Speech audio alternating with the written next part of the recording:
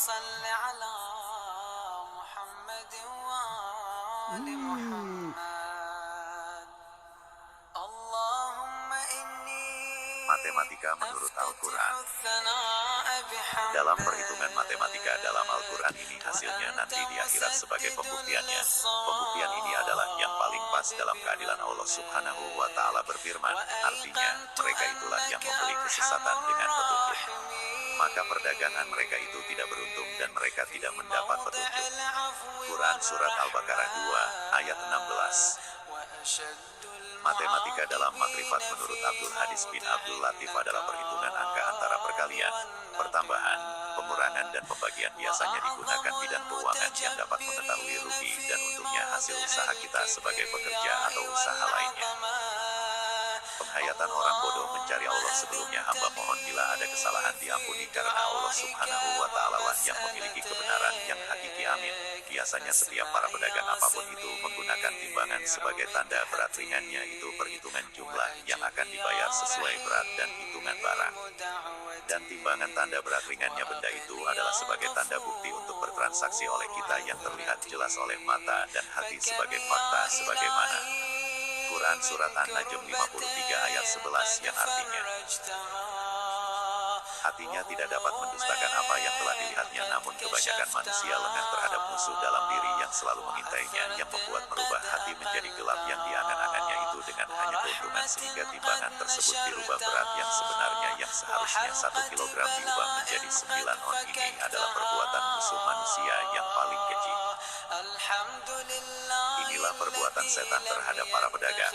Lain lagi para pegawai atau di perusahaan swasta itu biasanya seseorang pegawai yang rakus ketika melihat tumpukan atau papakan uang mereka pasti tegur untuk bagaimana agar dapat menguasai uang tersebut. Di sini yang namanya setan itu merupakan akan akibat yang akan terjadi di mana hatinya digelapkan sebagaimana Quran Surat Al-Baqarah 2 ayat 10 dan 18 Allah berfirman yang artinya dalam hati mereka ada penyakit, lalu ditambah Allah penyakitnya dan bagi mereka siksa yang pedih disebabkan mereka berdusta.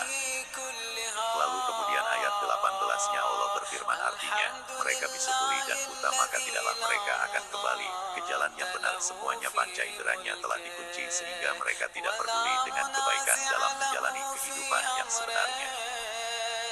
Matematika di atas itu adalah perhitungan yang disesatkan oleh jiwanya yang terhasut oleh setan sehingga tidak mengenal apa-apa yang diperintah oleh yang maha mempunyai ilmu, maka mereka akan menemui timbangan yang sangat adil yang tidak ada lagi istilah panitera pembela selain neraka dan surga. Inilah pengadilan yang sangat adil.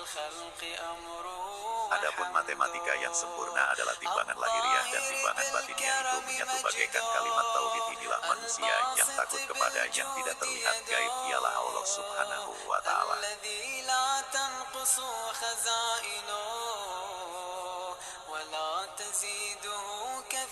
Ini hanya manusia yang ingin selamat di dunia dan di akhirat, maka biasanya manusia seperti ini baik pegawai negeri, pegawai swasta ataupun pedagang yang takut kepada Allah Subhanahu wa Ta'ala karena Allah Subhanahu wa Ta'ala telah memerintahkan kepada malaikat untuk menjaga dan mengawasi manusia untuk mencatat baik dan buruknya akhlak setiap manusia yang diberikan pemahaman dalam beragama. Maka inilah yang dikatakan matematika dalam makrifat. Berikut matematika gaib dalam perhitungan yang tidak terhitung ketika manusia itu melakukan korupsi. Misalkan 1 miliar saja, dapatkah kita mengetahui seberapa beratnya bila uang tersebut dibelanjakan lalu Allah Subhanahu wa Ta'ala di akhirat disuruh mengaku asal-usul uang dan atau telah dibelanjakan berupa barang tersebut hingga bisa dikorupsi. Kira-kira sanggupkah mengangkat barang tersebut di hadapan malaikat yang jujur kepada Allah Subhanahu wa Ta'ala? Apa jawabnya? Kalau tidak terjawab maka inilah penunggu neraka abadi.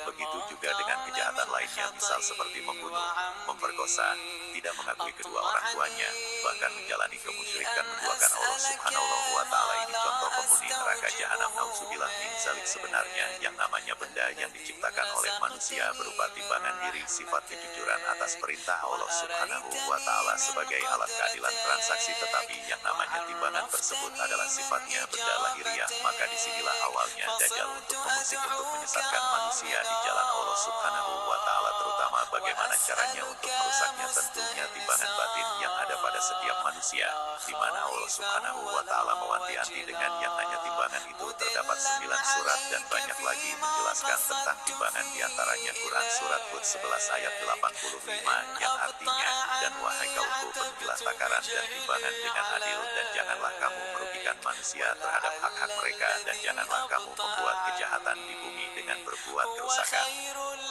Di mana Allah Subhanahu wa Ta'ala telah memperingatkan sejak peradaban baru dari mulai Nabi Adam, memperingatkan melalui surat Yasin 60 ini berlaku hingga kiamat yang akan datang agar kalian kembali ke alam surga. Yang disayangkan perkataan-perkataan Allah Subhanahu wa Ta'ala tidak diperhatikan, yaitu amanat, sebagaimana firman yang artinya, sesungguhnya kami telah menawarkan amanat kepada langit, bumi, gunung-gunung, semuanya. Enggak untuk memukulnya amanat itu, dan mereka khawatir tidak akan melaksanakannya. Berat lalu dipikullah amanat itu oleh manusia. Sungguh manusia itu sangat zalim dan sangat bodoh. Quran Surat Al-Ahzab 33 ayat 72. Jadi seandainya umat Islam cinta dengan perkataan Allah Subhanahu wa Ta'ala, maka pasti menyadari karena Quran itu adalah petunjuk untuk diingat serta dipedomani, apalagi Quran itu sudah diterjemahkan melalui bahasanya masing-masing. Sekarang coba berpikir bagi yang belum terjerumus atau yang telah merasakan apa yang difirmankan di atas, menjadi orang yang zalim dan menjadi orang sangat bodoh. Di mana mengaku beragama Islam yang sangat mulia malah menjadi arogan semua, seolah dirinya lah yang paling dekat, sehingga Allah Subhanahu wa Ta'ala diperintah sekehendaknya untuk mengutuk yang tidak sealiran. Di samping itu yang dikatakan oleh Allah Subhanahu wa Ta'ala sangat bodoh, diberikannya pekerjaan sesuai detailnya tertinggi malah melanggar amanat. Mereka tidak sadar bahwa langit, bumi dan gunung enggal memikulnya. Tentunya berpikir, ya kalau menentang itu sangatlah mudah karena mereka bertiga itu tidak bisa berkomunikasi, tidak bisa berjalan dan lain sebagainya. Itulah pemikirannya manusia yang bodoh. Kalau saja Allah Subhanahu wa Ta'ala berkehendak, apapun bisa. Bagi mereka yang terjerumus dalam kezaliman itu karena memandang dunia yang sangat berlebihan, sehingga iblis mudah memalingkan atas keimanannya mereka agar lupa mengingat ajaran Nabi Muhammad SAW yang difirmankan melalui Quran Surat Al-Imran 31, di mana iblis banyak tawaran masalah agama yang relatif mudah dengan tawaran ada agama yang mengatakan boleh sholat itu diatur karena dirinya sedang pekerjaan yang sangat penting. Makanya manusia zaman sekarang banyak tawaduk, tunduk pada handphonenya, serta rela mati keserempet kendaraan. Sedang setan itu sifatnya menyetujui pekerjaan yang salah, memberikan semangat kebenaran hingga sampai lalai dalam segala hal, dan jin sifatnya selalu mengajak urusan duniawi, misalkan lupa, babi ngepet, memelihara tuyul. Ini semuanya mengarah pada kekayaan yang dilarang Allah Subhanahu wa Ta'ala. Jadi itulah matematika menurut versi Al-Quran sekarang yang perlu kita semua harus mengingat bahwa keadilan itu yang paling adil adalah surga dan neraka.